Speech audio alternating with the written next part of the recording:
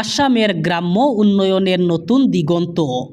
এবার প্রধানমন্ত্রী আবাস যোজনার অধীনে 2026-27 বিত্তীয় বর্ষের জন্য 3,86,560টি নতুন সরকারি পাকা ঘরের অনুমোদন দেওয়া হয়েছে। প্রধানমন্ত্রী আবাস যোজনা গ্রামীণের অধীনে 2026-27 বিত্তীয় বর্ষে অসমের গ্রামীণ এলাকায় 3,86,560টি নতুন ঘর নির্মাণ করা হবে। এর জন্য মোট ব্যয় হবে 5,024 কোটি টাকা। রাখি বন্ধন উপলক্ষে দেশের সব মহিলাকে 1 বছরের জন্য বিনামূল্যে মোবাইল রিচার্জ করে দিচ্ছেন প্রধানমন্ত্রী নরেন্দ্র মোদী। এমনই দাবি করে সম্প্রতি ভিডিও ভাইরাল হয়েছে। ভাইরাল ভিডিওতে বলতে শোনা যাচ্ছে আগামী 1 বছরের জন্য বিনামূল্যে মোবাইল রিচার্জ দেবেন প্রধানমন্ত্রী নরেন্দ্র মোদী। 28 আগস্ট রাখি বন্ধন উপলক্ষে এই সুবিধা দেওয়ার কথা বলেছেন তিনি। সোশ্যাল মিডিয়ায় ইনস্টাগ্রাম এক্স হ্যান্ডেলে ইতিমধ্যে ভাইরাল হয়ে গেছে ওই ভিডিও ক্লিপ। আসলে সরকারি বিভিন্ন প্রকল্পের ঘোষণার খবর সোশ্যাল মিডিয়ার হাত ধরেই ছড়িয়ে পড়ে। বিশেষ করে সুবিধাজনক প্রকল্পগুলি দেশবাসীর নজর কাড়ে। এই ক্ষেত্রেও তার ব্যতিক্রম নয়। ভিডিও প্রকাশ্যে আসতেই তা দ্রুত ভাইরাল হয়ে পড়ে। তবে অনেক সময় সরকারি প্রকল্পের নামে চালানো এই ধরনের ভিডিও সত্যি হয় না। এর পিছনে থাকে প্রতারকদের অসৎ উদ্দেশ্য। প্রধানমন্ত্রীর এই ভিডিওটিও সেই রকম। ইতিমধ্যে প্রধানমন্ত্রীর এই ভাইরাল ভিডিও নিয়ে মুখ খুলেছে সরকার। প্রেস ইনফরমেশন ব্যুরো অথবা পিআইবি এই নিয়ে সোশ্যাল মিডিয়ায় পোস্ট করেছে, যেখানে বলা হয়েছে এই ভিডিও ক্লিপটি পুরোপুরি মিথ্যা। প্রধানমন্ত্রী নরেন্দ্র মোদীর অতীতের একটি ভিডিও নিয়ে তাতে এডিট করে এই কারসাজি করা হয়েছে। এরই মধ্যে জুড়ে দেওয়া হয়েছে ফলস ক্লেম। রাখির দিন উপলক্ষে মহিলাদের ফ্রি মোবাইল রিচার্জের কোনো ধরনের প্রতিশ্রুতি দেননি প্রধানমন্ত্রী মোদী। এটি পুরোপুরি ফেক ভিডিও। হঠাৎ করে ভয়ঙ্কর প্রাকৃতিক বিপর্যয়ের মুখে নেপাল। ভয়ঙ্কর জল প্রলয়ে আতঙ্ক সৃষ্টি হয়েছে নেপালে। এবার নেপালের জল প্রলয়ে আতঙ্কর সৃষ্টি করেছে ভারতেও। ভারতের বিহারে এবার হাই অ্যালার্ট জারি করা হয়েছে। নেপালে আসা এই ভয়ঙ্কর জল প্রলয়ের প্রকৃত কারণ কী তা খতিয়ে দেখা হচ্ছে। ইতিমধ্যে ভারতের বিহারে হাই অ্যালার্ট জারি করা হয়েছে। ভারতের 133 জন পর্যটক সহ 80 জন সন্ন্যাসী বর্তমানে নেপালে সন্ধানহীন। নেপালে এই ভয়ঙ্কর প্রলয়ে ইতিমধ্যে 150 জনের মৃত্যু হয়েছে বলে জানা গেছে। জনগণনা বনাম এনআরসি নিয়ে আবার টানাপোড়েন বাড়ছে মেইতেই এবং কুকিদের মধ্যে।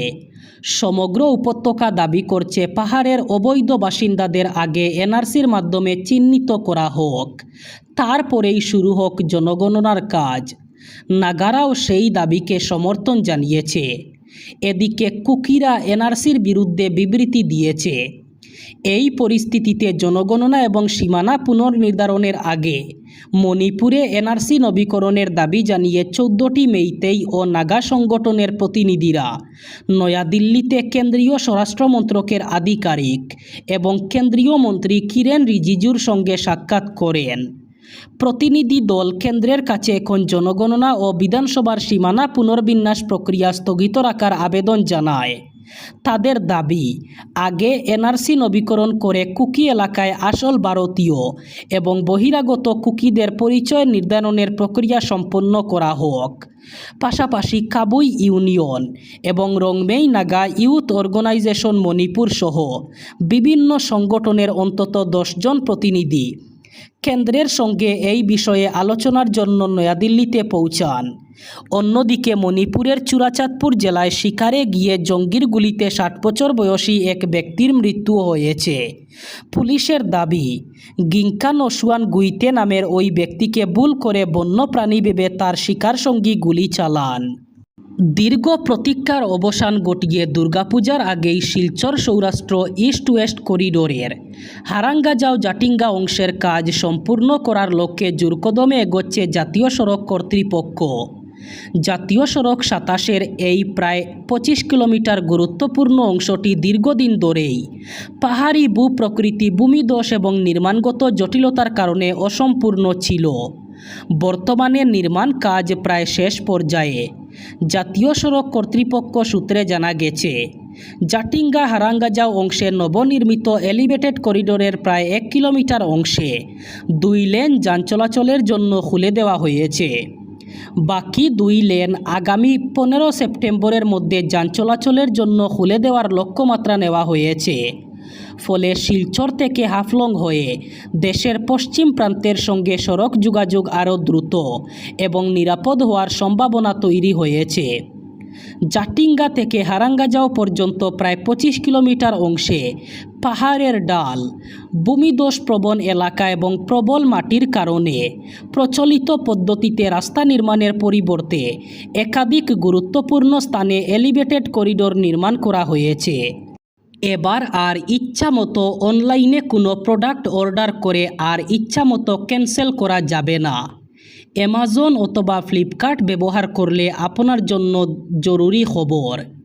উৎসবের মরশুমের আগে এই 2 ই-কমার্স প্ল্যাটফর্ম তাদের প্ল্যাটফর্মে বিক্রেতাদের জন্য চার্জ আর জরিমানার নিয়মে বিরাট পরিবর্তন এনেছে। এবার থেকে অ্যামাজনে প্রোডাক্টের দামের সঙ্গেই অর্ডার বাতিলের চার্জ যুক্ত করা হচ্ছে।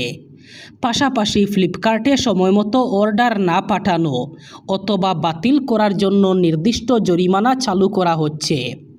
সামনেই দুর্গাপূজা, অ্যামাজন থেকে শুরু করে ফ্লিপকার্ট সব জায়গায় মিলবে ধামাকাদার অফার। এমনকি বড় বড় ছাড়ের কারণে এই 2 প্ল্যাটফর্মে প্রতিবারের মতো এবারও যে অর্ডারের পরিমাণ বাড়বে তা বলার অপেক্ষা রাখে না। কিন্তু এবার থেকে সেলার অর্থাৎ বিক্রেতাদের সতর্ক থাকতে হবে। এই 2 কোম্পানির নতুন নিয়মের ফলে অর্ডার বাতিল করা অথবা সময়মতো পণ্য পাঠাতে ব্যর্থ হলে এবার থেকে অতিরিক্ত জরিমানা অথবা ফি আরোপ করা হবে। এমনকি এই নিয়ম ছোট কিংবা মাঝারি আকারের অনলাইন ব্যবসাগুলিকে প্রভাবিত করবে বলেই মনে করা হচ্ছে। দেশে লাফিয়ে লাফিয়ে বাড়ছে চিনির দাম। এত দামে এর আগে চিনি কিনতে হয়নি দেশবাসীকে। সাধারণ পরিবারের মানুষ দৈনন্দিন জীবনের অঙ্গ চিনি কিনতে হিমশিম খেয়ে যাচ্ছেন। সামনে আবার উৎসবের মরশুম, তখন আবার চিনির চাহিদা বেড়ে যাবে। সব মিলিয়ে চিন্তিত দেশবাসীকে আশ্বস্ত করল কেন্দ্র। কেন্দ্রের তরফে আশ্বস্ত করে জানানো হয়েছে, দেশে চিনির কোনো ঘাটতি নেই। ইথানল তৈরি করতে চিনি লেগে যাচ্ছে বলে চিনির দাম বাড়ছে বলে যে অভিযোগ সামনে আসছে তাও খণ্ডন করেছে কেন্দ্র। কেন্দ্রের তরফে দাবি করা হয়েছে ইথানলের জন্য চিনির কোনো ঘাটতি তৈরি হচ্ছে না, বরং 2022-23 সালে ইথানল তৈরি করতে যেখানে মোট চিনি উৎপাদনের 12% কাজে লাগত, 2025-26 তা নেমে 9% এসে ঠেকেছে। দেশে এখন ইথানল উৎপাদনে প্রধানত কাজে লাগানো হচ্ছে ভুট্টা, এমনই জানিয়ে দিয়েছে কেন্দ্র। তাহলে কেন বাড়ছে চিনির দাম? চিনির দাম বাড়ার জন্য একাধিক কারণ দায়ী বলে জানিয়েছে কেন্দ্র, যার মধ্যে রয়েছে যা ভাবা হয়েছে তার চেয়ে চিনির দেশীয় উৎপাদন অনেক কম।